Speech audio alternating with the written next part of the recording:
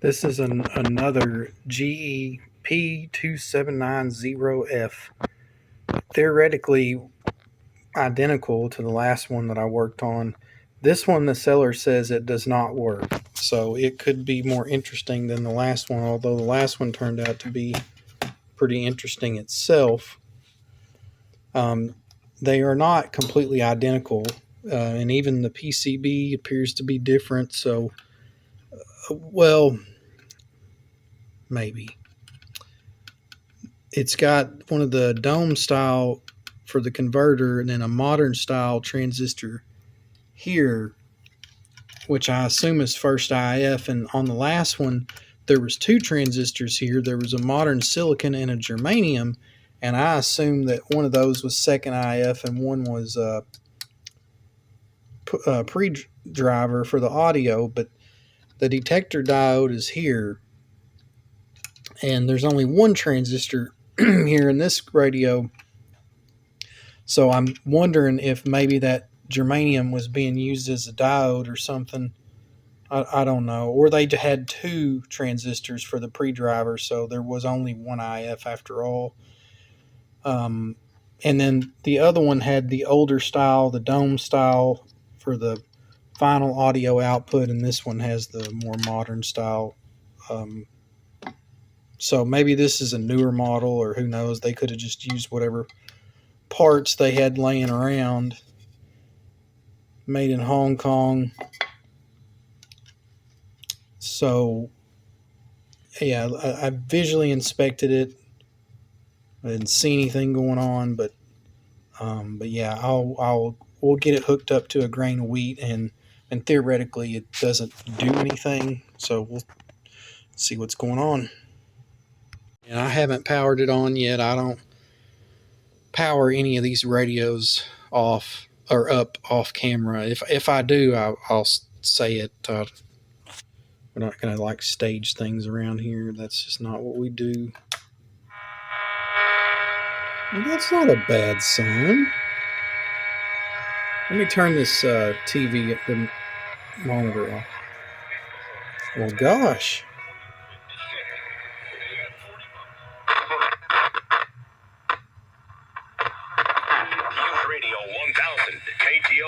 Okay. Cashback is not available on gas in New Jersey, Wisconsin. Billy, your gas light's on. We need to stop. Cashback is not available on gas in New Jersey. I don't think it's in too bad a shape. We need to stop and fill up. And maybe the seller got the two radios mixed up, because the other one, it worked like less than this at first. This one's Cashback app out there. It's free to download, and you get real cash back for every gallon of gas you buy. I use it all the time. Yeah, that's not bad. So let's look at our current draw. So we should have looked at that. Really good on the current draw. Offering 25 cents per gallon cash and we're going through a grain of wheat, so we're kind of capped on current, but yeah, that is not bad. So yeah, I think this may be fairly straightforward. There's two electrolytics, and this one is the audio decoupling, and this one I think is a filter for the power supply is what I figured out, possibly. So anyway, we'll still have some fun here. We'll pull those out and change them, and maybe find something else to mess around with. Gotta get this one unsoldered. I need to tell you what, I'm getting low on solder wick. I have to order some. One of these days I need to invest in one of those solder sucker gun things. I don't think they're too expensive, but that's money I could spend on more radios.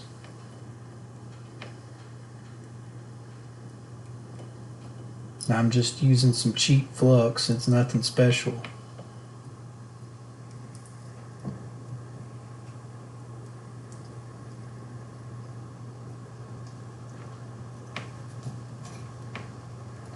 I try to be as gentle as I can.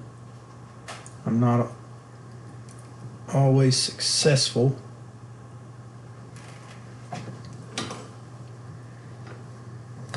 that one looks like it's still got just a little bit. I've learned if you leave a little bit on the corner like that, then a lot of times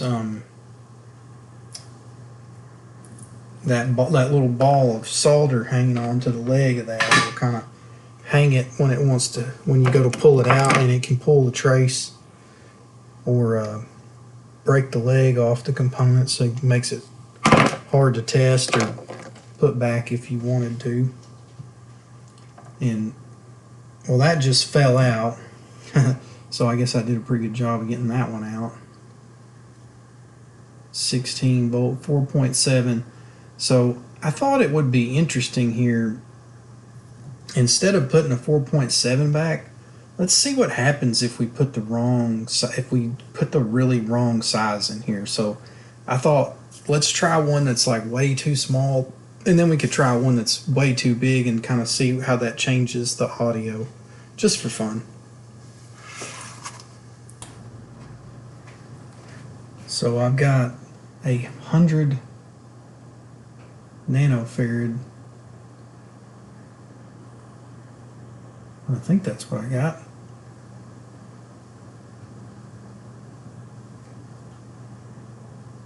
Yeah, 0.1 instead of a 0.47, so because that's about the smallest electrolytic you could get. So we'll put that in there and see what it sounds like. I noticed that there was kind of like a little bit of distortion anyway, and I don't know that, I haven't tested that capacitor yet, but it was kind of like the higher pitch sounds, kind of like the S's maybe. Yeah, the negative was supposed to go on the right. That's how I put it in.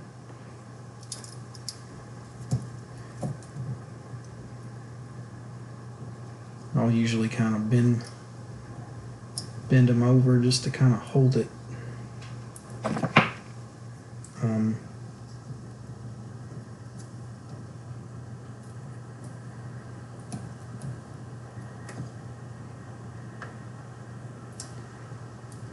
I mean, I could go Google it or read or whatever, but sometimes the best way to learn is just by doing stuff and experimenting. And I've wondered before what would happen if you just went way off kilter with the. I mean, I've sized up or down, a size, a notch, and I know it's not a big deal. I mean, but just kind of make you wonder.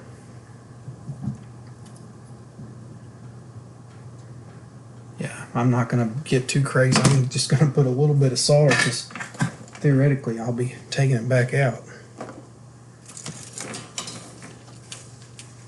Well, I'm sure I will, because I'm definitely going to try a bigger one too. So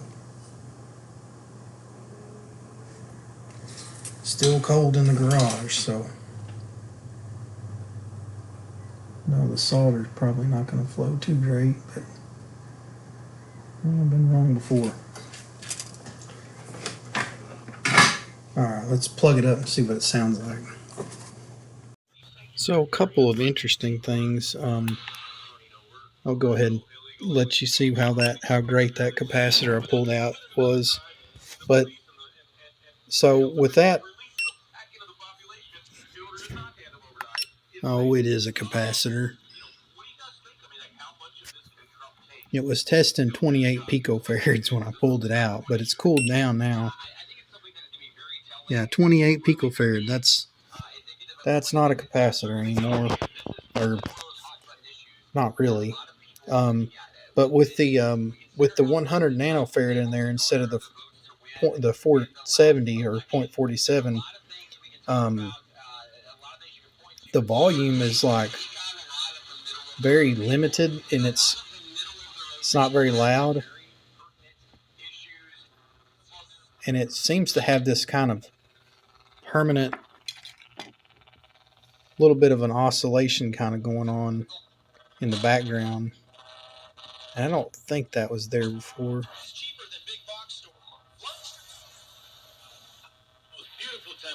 But the other thing about this radio is I had it on a station And I went in the house to get a capacitor and was in there for a couple minutes talking to my wife. And when I came back out, it seemed like the tuner had drifted. So I don't know what's up with that. Maybe that's not a big deal. It's cold in the garage and the radio was in the house, so maybe the temperature's kind of changing a little bit. But I thought that was weird that it was completely not on a station anymore. So, but we'll pull this out and we'll put. I got a what did I get? I believe it's a 3.3. So we're going, instead of a .47, we'll put a 3.3 in there, which is way bigger. So let's see what that does for us. So with the 3.3, the background low oscillations kind of disappear. It's picking up some noise from something.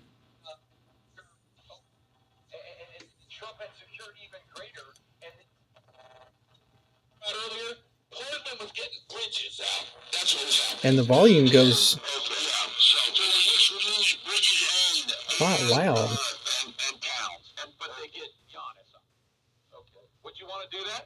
But so the thing I'm noticing,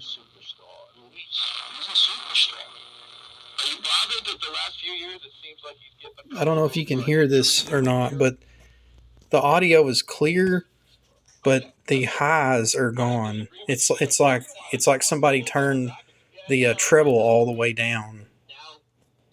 So maybe that's kind of the difference.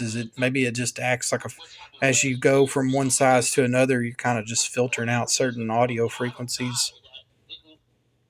But all right, well, I'm going to put.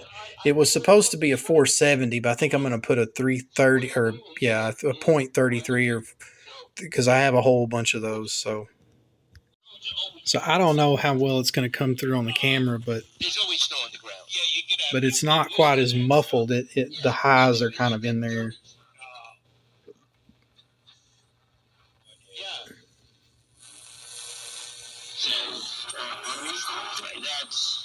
It's hopefully no more snow. It was fine for a little bit. But that changing that other capacitor will probably, I think that one, maybe that other capacitor is actually for the AGC. Now that I think about it, because there's only two, so either way, it probably should have changed the other capacitor first to make it a fair fight. But either way, I'll go ahead and pull the other one out and we'll test it. So that one's supposed to be a 47's testing a 72, and the ESR's not bad. It's a little flossy, but not really noteworthy. So that one, I don't think changing it will make much difference. I've got a 68 I'm going to put in there. I got a ton of those. I don't have quite as many 47s. I got quite a few 100 volt 47s, but they cost more, so I'm not gonna.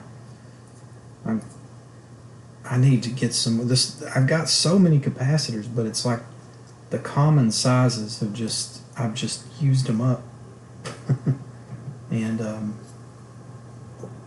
so I've got to order. So I've started with LCSC to get some more, but I just haven't got done adding everything I want yet. And then I got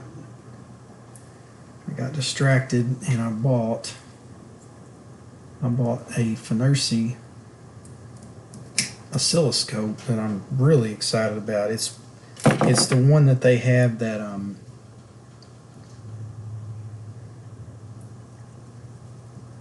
that's got, seems to be working pretty well.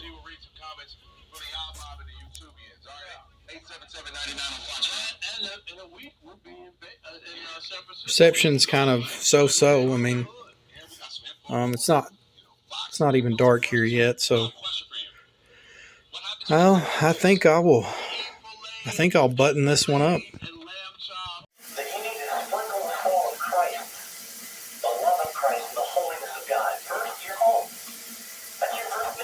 Well, I think it's working pretty well.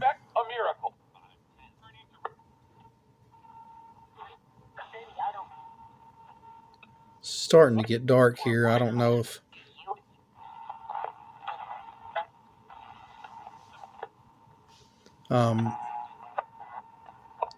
still picking up some interference with the furnace and stuff. But one thing I did notice is it kind of is a little lacking when it comes to selectivity. So some of the weaker stations can run on top of each other with it, but I think it's in similar to manufacturer specifications anyway. So that was a lot of fun. I honestly thought this was going to be a lot more difficult than that. I had kind of anticipated and was almost looking forward to it, but this was, I guess this was a nice treat. I had a hard day computer programming today, and so this didn't work my brain quite as hard as the last one. But all right, well, we will see y'all in the next video.